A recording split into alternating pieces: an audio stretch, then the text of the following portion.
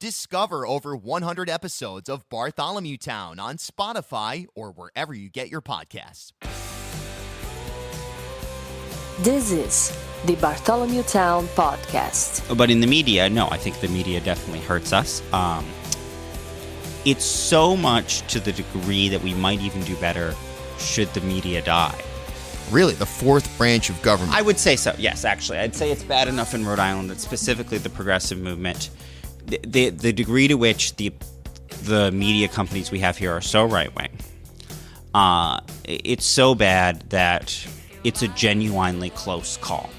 Welcome in to another edition of the Bartholomewtown Podcast. I'm your host, Bill Bartholomew. On today's episode, I sit down with Rhode Island State Senator Sam Bell. And freshman Senator Sam Bell, Democrat out of Providence, just wrapped up his first legislative session. Lots to break down, lots to unpack, so this ended up being a long conversation, and I split the episode into two parts. I'm going to release the second part sometime later this summer, but today we'll hear from the senator, his breakdown and assessment of the Rhode Island media, the Rhode Island Senate, as well as the senator's take on the political leanings of the average Rhode Islander. So fasten your earbuds carefully or crank up the push the iPhone, click it all the way to the top. Tip-top volume. Senator Sam Bell, unfiltered, in a matter of seconds. Support for Bartholomewtown comes from Lagunitas Brewing Company, helping to present Elmwood Songwriters Club, a recurring performance series featuring intimate sets by Rhode Island artists from a variety of communities, held at the Bartholomewtown Loft in the Elmwood neighborhood of Providence. And you can support the pod by subscribing, rating, and reviewing wherever you're listening right now. Okay, without further ado, my conversation with Rhode Island Senator Sam Bell. You're a freshman senator at this point. Yes. How's that been, and what has the role of the media, or how has the role of the media played any role in how you've experienced your first stint here? Well, it's an interesting question. I would say that the Senate is a really awful institution in Rhode Island, and we do a lot of damage to the state of Rhode Island. I think on the whole, the thing I was happiest about all year was the motion to recess at the end. And what I told my constituents, people would ask me, how are you going to get things done? And I would tell people that I can't, that realistically I can't honestly get the things that I really want to get done in a state with such an extremist right-wing political machine that runs the legislature. And so my goal has been to mitigate the damage, and I think we did a pretty good job of that this year. A lot of the scariest bills did not pass.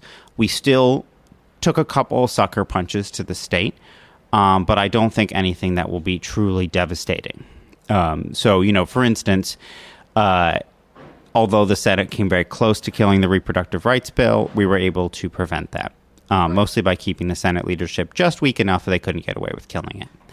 While the Senate passed a truly horrendous and horrific bill to implement and go way beyond a core part of the Trump tax cuts for the rich, a bill that would have, among other things, in certain zones in the state, including all of downtown Providence, automatically given a 20% tax credit on 20% of the value of any real estate investment by rich people. Which would have cost the state billions. It would have been a worse financial mistake than the entire Providence unfunded pension liability. Rich people being anyone over $100,000 or well, so anyone who has the money to make a big investment, right? And that we're talking usually people with an extraordinary amount of money, mostly big real estate developers. Hyper wealthy, essentially, in the context of people who. Developers. Well, it's a little bit complicated because it depends on exactly what will happen in the future with the regulations that are coming out of the Trump administration, because it comes from the Trump tax cuts for the rich. So the Trump administration ultimately gets to set the regulations for who qualifies in these zones. Right now it's quite restrictive, but there's a big effort led by a bunch of Republican state leaders and, of course, Stephen Pryor as the token Democrat to weaken these things. Evergreen contract, how do you feel about that? I mean, are you... Oh, that was a great bill, and it was a really comfortable with that bill. As a whole? Of all the good things we did this year, like the Reproductive Health Care Act, evergreen contracts was largely about damage mitigation. It was about mitigating the damage of absolutely horrendous municipal governments that engage in truly extremely horrific labor practices. And this has been threatened in a number of municipalities. Actually, they went further in East Providence, but even the mayor of Providence threatened it as a horrifically unfair labor practice. And given how bad municipal government we have, it's necessary to put in some controls to prevent truly horrific abuses at the municipal level. But again, like a lot of the legislation that we pass that's positive, it's mostly a damage control kind of situation. And we're not really in a place where we're actually making affirmative things that are good for the state. What we're doing is trying to mitigate the extreme pain that's going to face the people of Rhode Island. So it was a good bill, but it doesn't reflect a very good situation. The fact that it's needed is horrendous. So, my view is a lot of other bad things happened. I was particularly critical of the $42 million giveaway to insurance companies, a scheme that's been truly disastrous in other states. There was a great investigation in Maine by the Portland Press Herald that basically showed that the state just wasted $8 million on a deal where ultimately no real jobs were created and the mill closed anyway. And a bunch of wealthy out-of-state investors got $8 million. That's in Maine that this happened, or is that right? That's in Maine. A case study in Maine now. On a very similar piece of legislation, and so I was the only senator to vote against it. Although I will credit, because it went in the budget, I will credit Gina Raimondo, who is not often a critic of corporate welfare, for actually specifically criticizing this program as something that went too far, even for her, as just extreme corporate welfare, and so. I think that was a really bad thing that happened.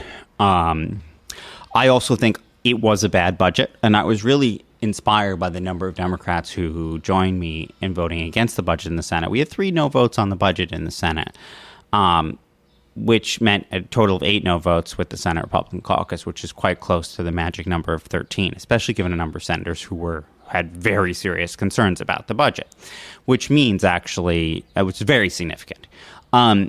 And some of the horrific things in the budget included just a ridiculous understaffing of state agencies. DCYF in particular? Well, not just DCYF. DCYF is a prominent example. People point to it partially because we've always sort of had these joke budgets for DCYF where we understaff it and we underfund it way lower than we have any expectation that they will actually spend. And then, of course, that they're supposed to overspend their budget so that we can yell at them. But that's always been a sort of unspoken agreement. We put in language that prevents that. Now, if we actually provided reasonable budgets to agencies that they could actually reasonably spend to, then it wouldn't be so problematic. But we have this history of providing kind of fake budgets because we don't like the idea of actually balancing the budget. It's a useful trick that you sort of put in a pretend budget that you pretend that they're going to spend to, and then wink, wink, nudge, nudge, you aren't supposed to actually follow it. It's a bad practice, but if we're going to do that, banning it, overspending is going to lead to a ton of people dying. But it's not just DCYF. I think DEM has been one of the most eviscerated agencies. In particular, there's a difference there, which is that the DCYF director cares about the work that DCYF does, whereas the DEM director is, I think, ideologically and morally opposed to environmental management. This is Director Coit, Janet Coit, right? Speaking to someone who started out as an environmental activist, but spent enough time within the system in Rhode Island that completely turned around her position and is now, I think, a strong opponent of the environment and of the work the DEM does. And so that's obviously a big difference, whereas there's an advocate for the department in Trista Piccola, there is an opponent of the department running the department with DEM, which is partially why DEM does so poorly and puts in, because there hasn't been an advocate of the department running the department, it's partially why it's been so eviscerated. But as a department, it is probably one of the most eviscerated, in much worse condition than DCYF. And the results on environmental management are even worse than the results in our child welfare system. Going back to that point, so overspending would lead to death. Is that primarily from DCYF? No, I'm not saying overspending. I'm saying not actually spending. Not spending. Okay. So the idea is that the DCYF has a sort of a fantasy budget that people put in way lower. We put it in way lower than they even spent last year. And obviously DCYF needs to spend more or people will die. And the DCYF director will be blamed if there are a bunch of kids who die. And she'll be more blamed if there are a bunch of kids who die than if she overspends her budget.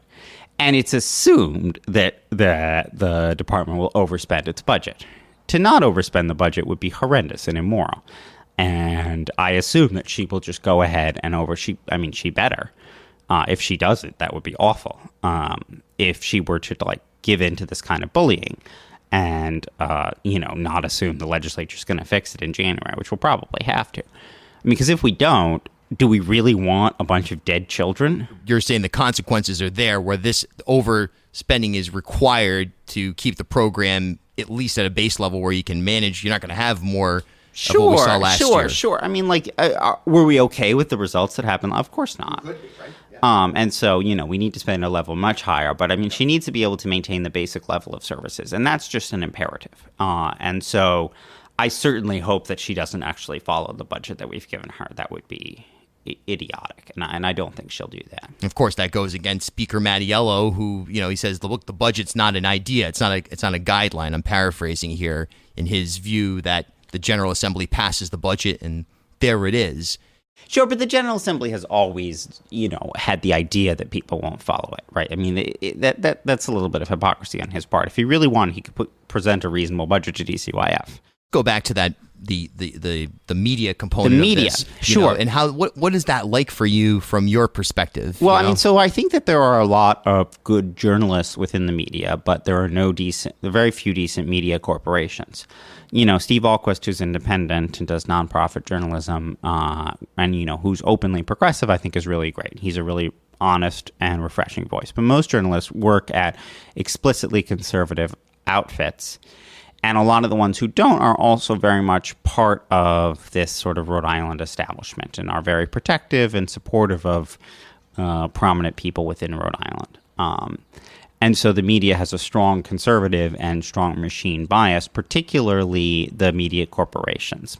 As you may have been able to tell, Sinclair Media purchased Channel 10. They have forced out their sort of more unbiased reporters and sidelined them, for instance, replacing Bill Rapley with, conservative Gene Valicenti, particularly Gene Valicenti, who's a conservative who toes the line with the machine, whereas there's some of the WPRO folks who go a little bit more, who are more concerned about the corruption in the State House. Valicenti is the kind of guy that, Dominic Ruggiero brings in to give the speech about Italian culture. And so he's the guy that Sinclair Media brings in to replace Bill Rapley because Bill Rapley is too much of an honest and ethical journalist and also not enough of a conservative ideologue. And so, that corporation, to the extent that they still have a union, I think it's slowing down the damage there. But it's very much on a pretty rapid track to being turned into explicit conservative propaganda.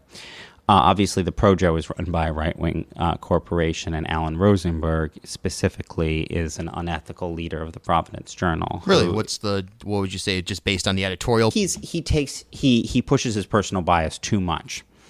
So the editorial board is Ed Acorn and... they're horrendous, and their journalistic standards are trash.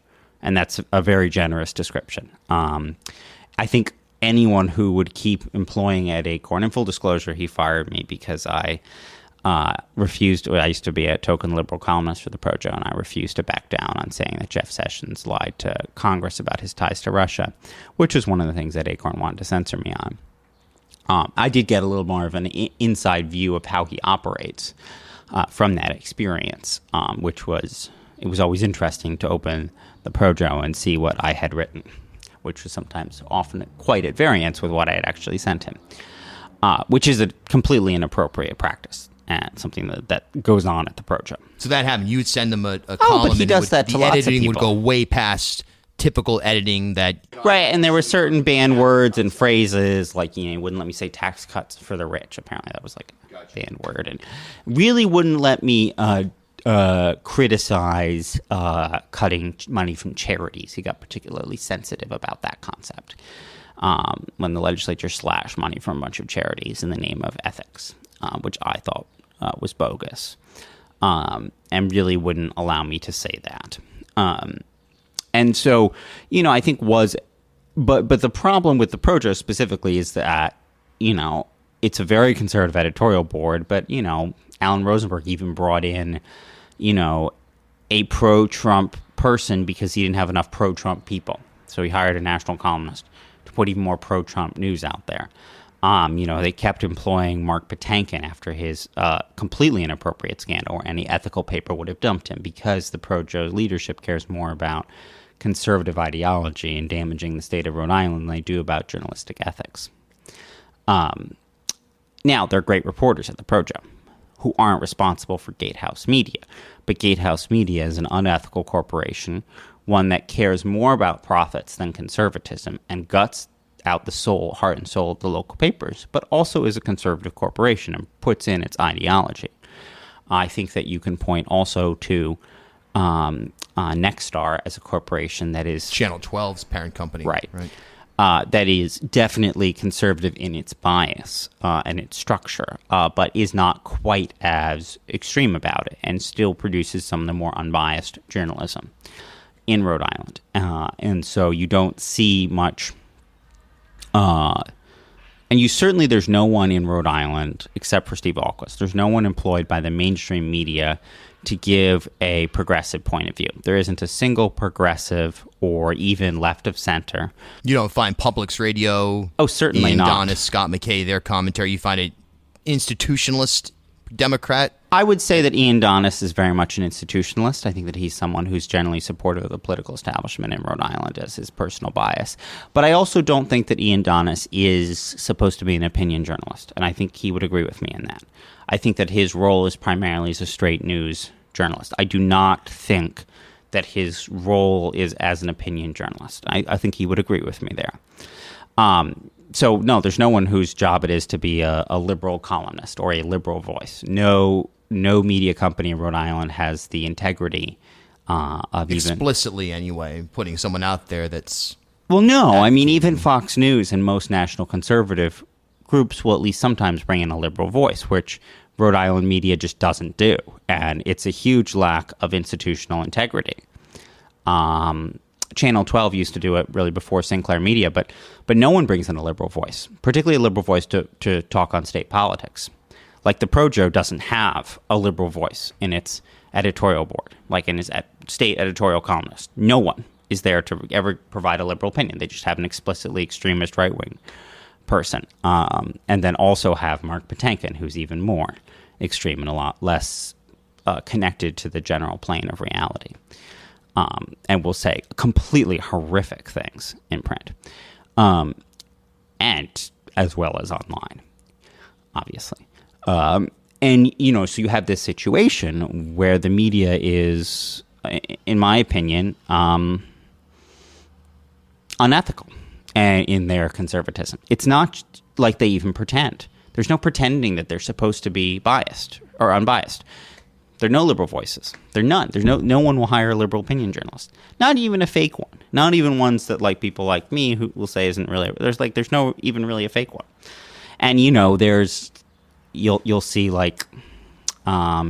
even more relatively ethical people in the media, like Channel 12, will have their political roundtable with one of the speaker's campaign gurus and the woman who ran John Laughlin's congressional run, who is among Republicans someone who's generally always willing to support the Rhode Island political machine within internal Democratic Party politics, which some more honest Republicans, of course, are not.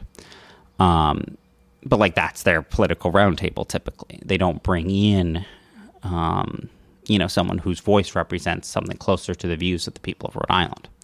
That never happens. And yeah, so I don't. There's no one whose role it is to be a progressive opinion journalist. So I guess and that's atypical. That's not normal. The Rhode Island media is bad in that regard, and it's pretty shameful in terms of messaging.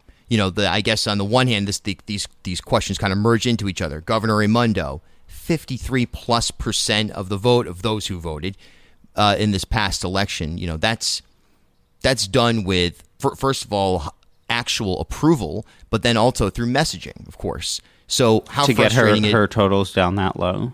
Well, if you look at it that way, I suppose. But if you look at that's her general election result, which general is election result, embarrassing. 53%. You think that's a low total for a Democrat in Rhode Island? Absolutely. What would be the result?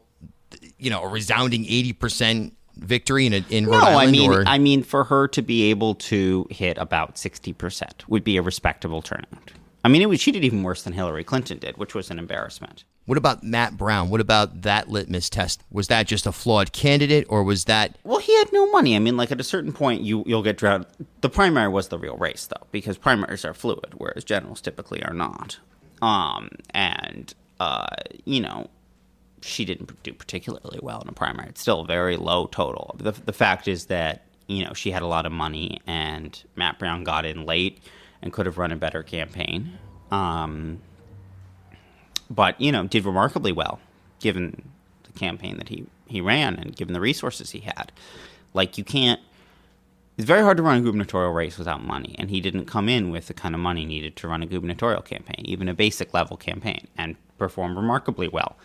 In order to win campaigns, typically you do need a certain level of resources and organization, and he was completely wildly outgunned, which explains roughly the primary results. Right. Of course, Dickinson in there as well as a conservative Democrat, I think that's a wild mischaracterization of Dickinson. Really? What would you say his actual... He's he's definitely more liberal than Raimondo. What about his 2A positions? He's pretty far right in that regard. That's where I come with that. Oh, I don't think so. I mean, Spencer, has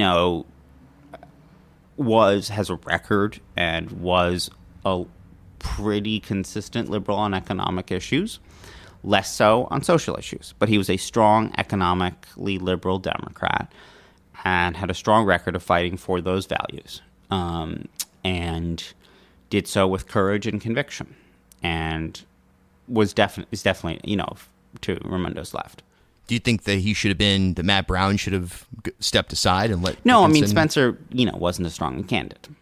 So from your perspective, I mean, you came in day one. I mean, it's kind of generic, but day one swinging. I mean, you've been, since you were seated... Well, thank you. That's a really nice thing to say. Absolutely. It's been well documented across the media landscape. So you're definitely receiving coverage.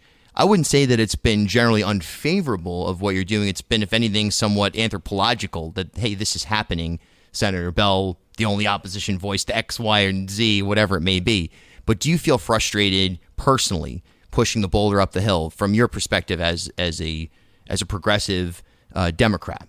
Well, I guess what I feel like I never get coverage from in the media is people who are willing to provide specifically progressive opinion journalism. To some extent, the media has stepped in to do some basic ethics-based opinion journalism, which is important and to some degree oversteps their traditional role of straight news journalism to do, which I think is fine, and I think it's a good thing. It's necessary. But there's no one in the media who ever comes in and will analyze legislation. And so, there's no one there to provide a progressive perspective on the legislation we do. So there's no single columnist, no one on TV, nothing, to ever come in and provide that perspective. And so we're entirely outgunned. There are a million people in Rhode Island media who are explicitly conservative commentators. And so it's really in the opinion journalism where we get completely crushed in the media.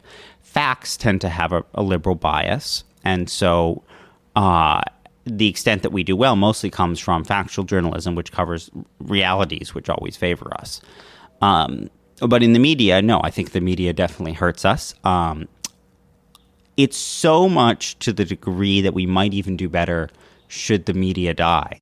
Really? The fourth branch of government? I would say so, yes, actually. I'd say it's bad enough in Rhode Island that specifically the progressive movement, the degree to which the media companies we have here are so right-wing, it's so bad that it's a genuinely close call.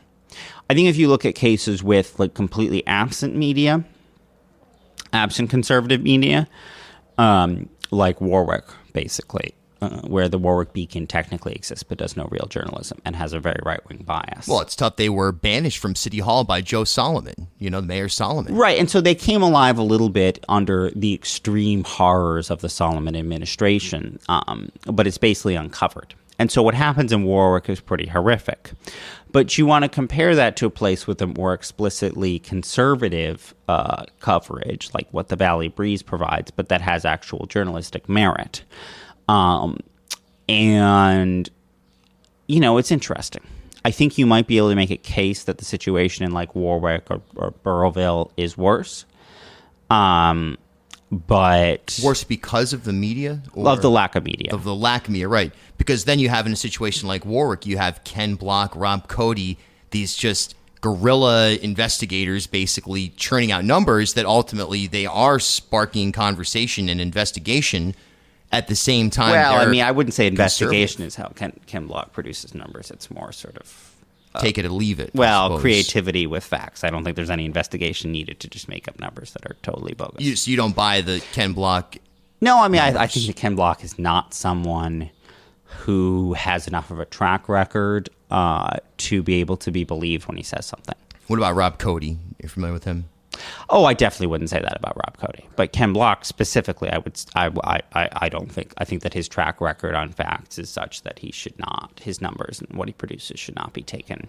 So it's more seriously. Providence politics, Rhode Island politics. Your position right now is that if you got rid of, I think it's a close call, right? I think it's a close call whether the media, having some real journalism, and there is real journalism that happens on the straight news side, but the damage that is done by opinion journalism being exclusively right-wing and exclusively bad and exclusively basically in favor of extremist conservatism, basically in favor of corruption, the damage that's done is immense from the right-wing opinion journalism establishment. And it shapes the views of the news media. If we had no real professional media, we would have people stepping in to fill the void who would balance the opinion journalism better. Wouldn't they just take their own opinion and be less checked, though? Yes. And you would have fewer professional standards, and that would be bad. But the conditions are really bad right now in the Rhode Island media, and it's not that far away from dying, and a lot of these corporations will disappear in the relatively near future. And I think it will probably be a net loss for Rhode Island, but it's not like it's as clear a call as it should be. And it is a clear call in most parts of the country. But because of the really terrible condition and the really awful specific companies that run the Rhode Island media, Sinclair Media, Gatehouse Media, etc., and much the same can be said about a lot of the local papers, East Bay News, for instance, the Warwick Beacon is extreme in its horror. The Valley Breeze is also very conservative, although more journalistic integrity, does more actual. And speaking to a largely conservative portion of the state, I suppose, as well. Not really. You don't think it outweighs the there's more? No, it's not. Northern Rhode Island is not a conservative. It's more conservative compared to the rest of Rhode Island, but it's still it's a fairly liberal part of the country. Sure, I guess compared certainly to Alabama, no question about it. It gets more compared to America as a whole, right? Sure. It is more liberal than America as a whole. Of course, we saw the gun sanctuary cities there. We see John Beauregard coming out against Nike. This type of business coming out of that region. Right, but these are not deep red communities, and Democrats will sometimes win most of these communities, as Obama won most of them. Woonsocket is a solid blue town, as is Cumberland, as is Central Falls, as is Pawtucket. These are deeply blue areas, and the Valley Breeze's catchment area is definitely a Democratic voting constituency. What about the independent producers, Jim Hummel, for example? What about, on the other side, in my opinion, go local? You know what I mean? Hummel, to me, he's out there offering fairly independent, if anything, sometimes left-leaning. Conservative-leaning. You don't think so? No. What would you say is he does a bunch of anti-union stuff. He's definitely not a liberal. So that you feel that the union is a big litmus test. No, for I wouldn't say determining it's. Let me look like he had his support. blackface scandal. I Sure. mean, like he's not some sort of like social liberal, racial I justice mean, I think kind of that's person. a terrible choice for do that then, and it still would be today. You know, I think he knows that. Jim. I think that Jim is someone who's conservative, but who cares about government ethics and legitimately cares about government integrity. And that's how I look at him. I think that he does conservative opinion journalism, but he is also someone who cares about ethics and integrity. And I think that his conservatism is what gets him in the Projo. But the ethics and integrity stuff is good. And sometimes he will do decent reporting because the facts will bear out a more progressive point of view, as with his story on the DM's failures in Foster.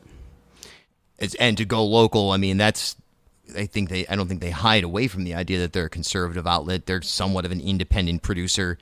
Do you think that sort of model, if you lost your conglomerates, for example, if you lost PRO, if you lost Channel 12, you'd have more go locals, right? Wouldn't that be the result?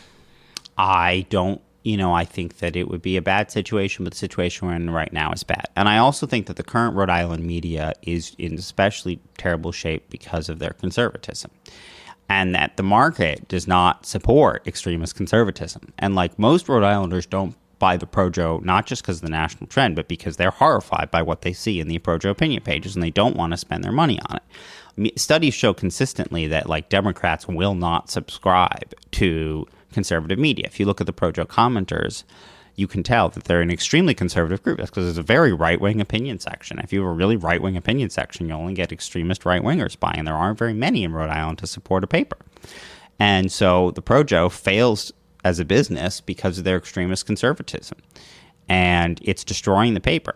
And if they fired their far-right people from the opinion page and hired people who were Democrats and like real Democrats and someone who spoke to what Rhode Islanders actually care about and what most of Rhode Islanders' political views are, then the paper might be able to sell some copies. But a lot of Rhode Islanders personally refuse to subscribe to the Projo. I make the decision to subscribe to them because I think that they have good journalism on the news side and it balances out the opinion page. And it is a net force for good for Rhode Island. I'm glad they're still around, I think, on balance. But I understand why people come down on the other side and genuinely oppose the Providence Journal. And a lot of specific Rhode Islanders, it's very hard to make someone want to spend money on something when they violently disagree with what they see within it. Particularly if they're like, pushing climate denialism and attacking the Mueller report and a bunch of like, what kind of Democrat is going to subscribe to a paper like that? And most Rhode Island voter won't do it. And that's a big part of the reason why people, and if you look at the people still there, they're like very far right people. What's your impression of what the average or the I guess the median Rhode Island voter is? Someone who lives, whether you're in Newport, you're in Warren, you're in Woonsocket, you're in Coventry, whatever it is, you live in Hopkinton City, whatever it is. I mean, what is the average Rhode Islander look like politically speaking? Do you really believe that the average Rhode Islander is a Democrat? Let's go to the world political spectrum, like not even the U.S., where Democrats are further, to the right, politics are further to the right than Europe, whatever. Just the general. I think the Democrats are further to the left than most European left-wing parties. So your definition of a true Democrat then is, in fact, someone who sits on most positions closer to the edge than the edge of the spectrum, if you will, before it starts looping around. Sure, before it starts to loop around again. No, I mean, I think most Rhode Islanders hold some, reasonable positions. Most Rhode Islanders want to repeal the tax cuts for the rich, both at the national level and the state level. But that's so broad. What's the rich? That's the problem. The specific policies that we had, right? We had specific tax cuts for the rich. George Bush did some. Billy Murphy did some. We're talking about specific policies here. Speaker Murphy back in the day, basically, right. Yeah. So we're not talking about some amorphous thing. We have specific things in the past to talk about. Rhode Island, of course, this is part of why our budget is such a mess, that we've slashed taxes for the rich by just more than just about any state in American history. North Dakota did it more, but in North Dakota's case, they got all this new oil revenue to replace it. And Rhode Island did it without any new revenue, just to punish and destroy the state budget and hurt the people of Rhode Island to help rich people because of extremist conservative ideology out of our state machine that runs the Democratic Party. But most Rhode Island Democrats are pro-choice. Most Rhode Island Democrats support gun control. Most Rhode Island Democrats generally supports racial equity and criminal justice reform and, the kind of principles that, as you say, are on the edge or are too far left. Well, but are sort of too standard far, mainstream the current things. spectrum of conversation, because the spectrum always extends to the left and right, potentially, or you could say it goes around and around. It's not actually a left-right, it's a sphere. And it eventually gets back to where it started. Regardless of how you look at it, the current window, the edge left and right of what someone might be willing to discuss, if you're going to categorize, I think the median left, right. Rhode Island voter is well to the left of the current window at the State House. Gotcha. So the State House, you're considered a radical liberal if you're pro-choice, and you're unapologetic about it. And you're not I would never support anyone.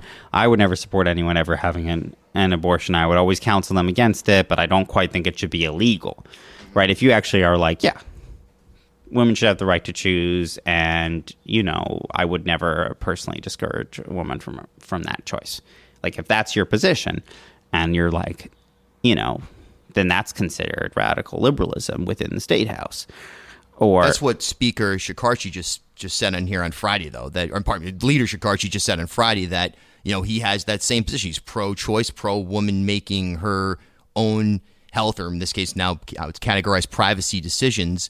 So does that make him an extreme liberal up there, even though he's generally a part of leadership? Well, so I don't think he's personally solidly pro-choice. I would say he's definitely more liberal than most of the leadership. He's certainly more liberal than Nick Mandiello. He's certainly more liberal than Dominic Ruggiero or Michael McCaffrey.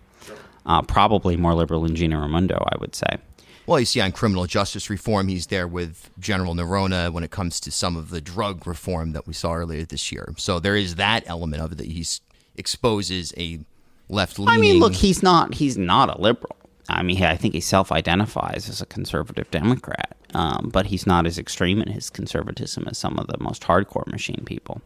But I think, realistically, if you look at Rhode Island, most Rhode Islanders believe in common sense, basic principles of the mainstream National Democratic Party, but also have a specific distrust for the political system in Rhode Island and are specifically concerned about the corruption in our state. And that is broadly the progressive position. Vast majority of Rhode Islanders support that position, which is that we should support basic Democratic Party policies, repeal the tax breaks for the rich. Most Rhode Islanders are strongly opposed to corporate welfare.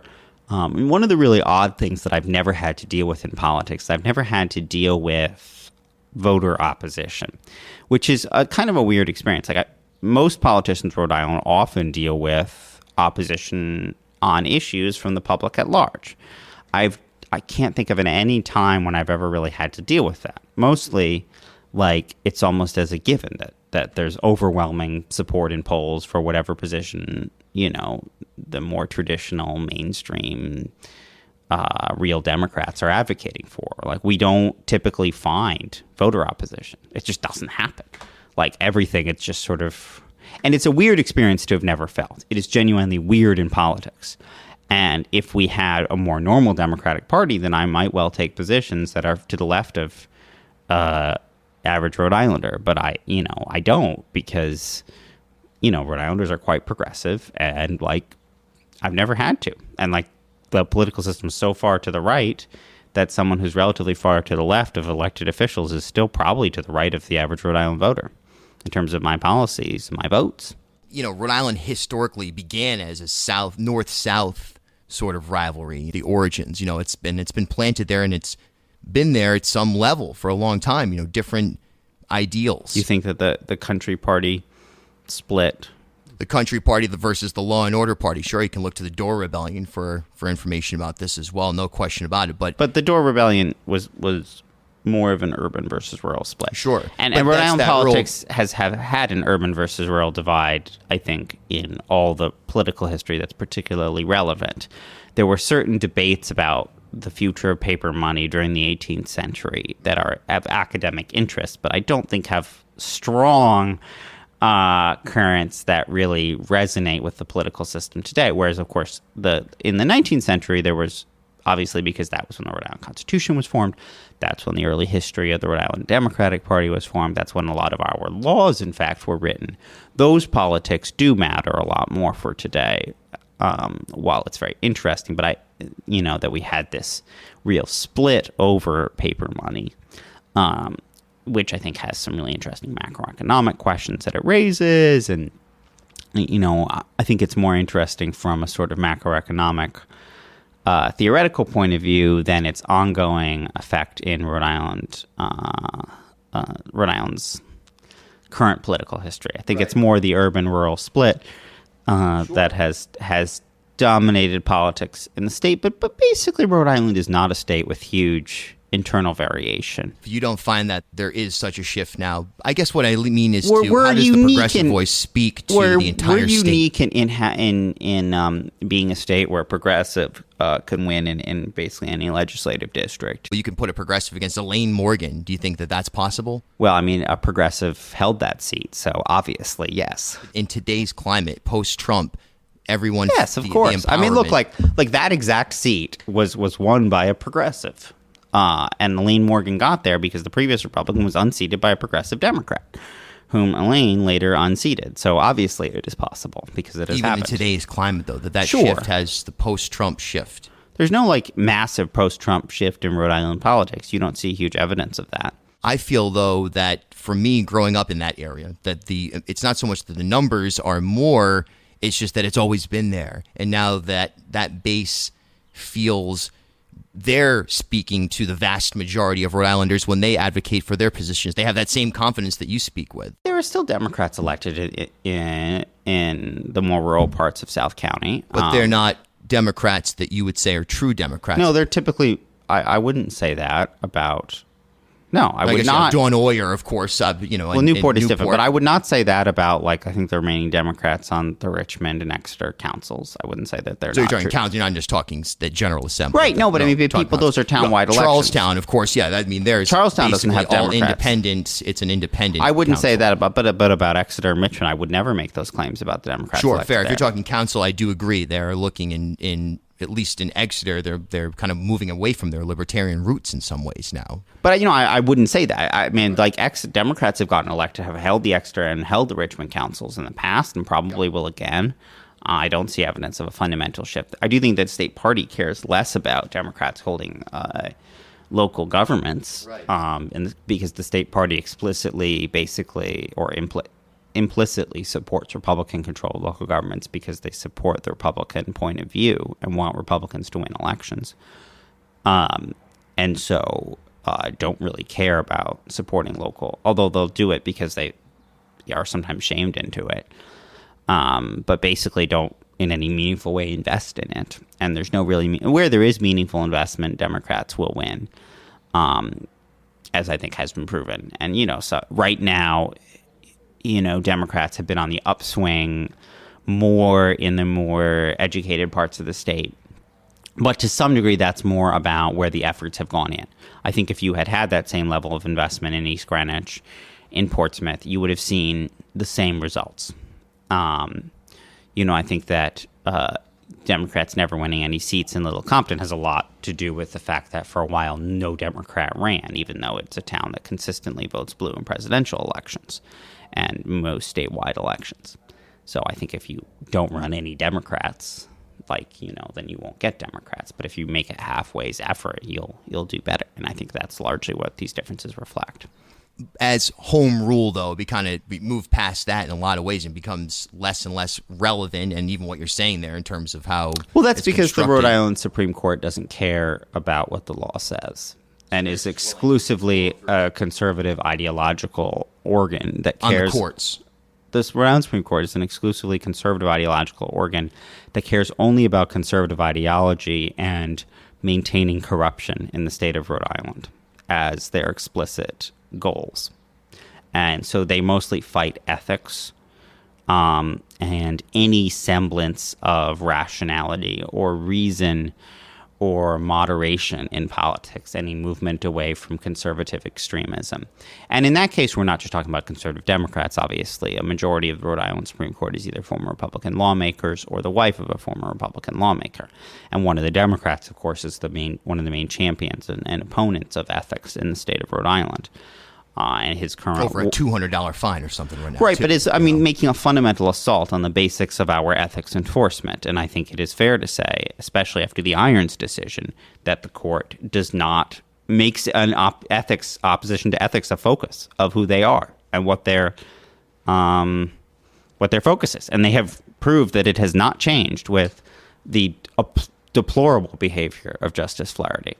And look, it's I know it's a strong thing to say, but, the fact that the media never covers the courts means that they can get away with ridiculous things. And right now, the court system has just totally gone off the deep end in Rhode Island. And our Supreme Court it's really difficult to put into words how awful our Supreme Court is and how much they just do not care about what the law says. If you read Supreme Court decisions in Rhode Island, you're just struck by the breadth of how little they even care about pretending to justify the law and just how crazy it is. Even most of the Scalia extremist national conservatives have some half pretending of justifying things with the law.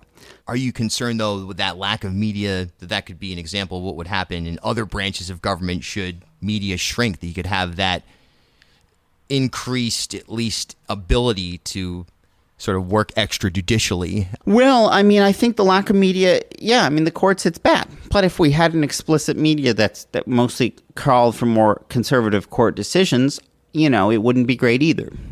I think on the whole, a lack of media is a really bad thing. On balance. But in Rhode Island, it's not like we have particularly we don't have that many people in the media who really particularly push people. No one ever asks me tough questions. You're asking me a bunch of softball questions. But that's typical in the Rhode Island media. That's all for today's episode. Stay tuned later this summer. I'll have part 2 of my conversation with Senator Bell. And don't forget, there's over 100 episodes on Bartholomewtown.com, ripodcast.com, or wherever you're listening right now. Until next time, I'm Bill Bartholomew. We'll talk soon.